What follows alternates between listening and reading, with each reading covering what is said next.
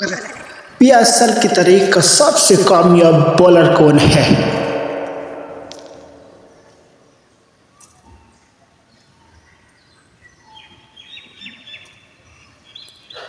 जवाब है मोहम्मद आमिर।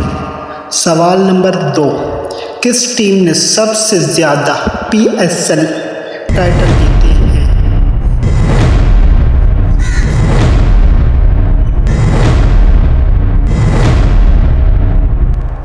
जवाब है इस्लामाबाद यूनाइटेड।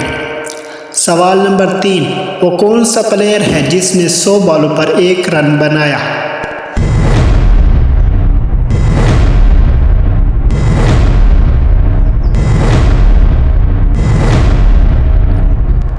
जवाब है राहुल द्रविड़।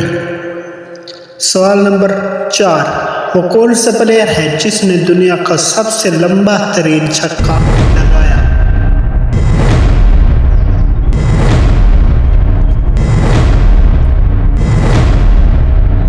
जवाब है शाहिद अफरीदी।